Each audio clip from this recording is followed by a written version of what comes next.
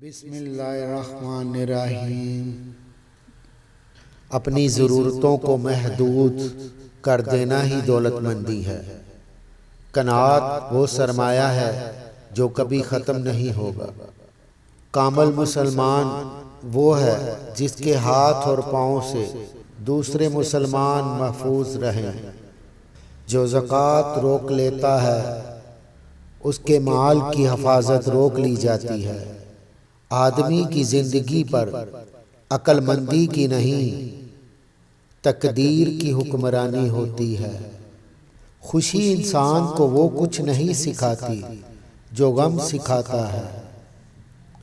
بہترین دوست وہ ہے جو عیب کی اصلاح کر دے۔ اخلاص سے چھوٹی نیکی بھی نجات کا ذریعہ بن جاتی ہے۔ ریاکاری ہر عمل کو ضائع کر دیتی ہے۔ مال اور عقل ایک دوسرے کو لازم نہیں۔ کام کرنے والوں کے لیے سب موسم برابر ہیں اور کاہل کے لیے ہر موسم رکاوٹ ہے۔ زبان کا زخم تلوار سے زیادہ گہرا ہے۔ مال کا نہ ہونا بزرگی نہیں، دل میں دنیا نہ ہونا بزرگی ہے۔ انسان کی قدر و قیمت اس کی خصلتوں اور کردار سے ہوتی ہے۔ قابل رشک ہے وہ جسے عقل دی گئی ہو اور وہ اس کے تقاضوں پر عمل پیرا ہو۔ جو شخص تمہاری نگاہوں سے تمہاری ضرورت کو نہیں سمجھتا اس سے کہہ کر خود کو شرمندہ نہ کرو۔ اپنے عیبوں کو دیکھو تاکہ دوسروں کو دیکھنے کی فرصت نہ ملے۔ اللہ کو فراخت و عیش میں یاد رکھو، اللہ تمہیں تمہاری مصیبت اور سختی میں یاد رکھے گا۔ کسی کا راز تلاش نہ کرو، معلوم ہو جائے تو فاش نہ کرو۔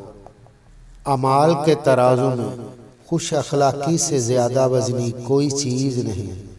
ناکامی کا خوف ہی ناکامی کی بنیاد ہے۔ مایوسی سب سے بڑی کمزوری ہے۔ عبادت کر کے غرور کرنے والے سے گناہگار توبہ کرنے والا بہتر ہے۔ موت کو تکیے کے نیچے رکھ کر سو اور جب اٹھو زندگی کی امید زیادہ مت رکھو۔ معرفت کی بات یہ ہے کہ اپنے اندر ذرا برابر عجب و غرور نہ پائے۔ گناہوں پر کثرت سے رونے سے چہرے کے حسن و نور میں اضافہ ہوتا ہے۔ اب باپ بن کر اولاد کی تربیت کا دور نہیں بلکہ دوست بن کر تربیت کرنے کا دور ہے۔ معاف کرنے کی عادت مستقل کر لو، اس سے تمام مسائل حل ہو جائیں گے۔ عبادت سے جنت اور خدمت سے خدا ملتا ہے۔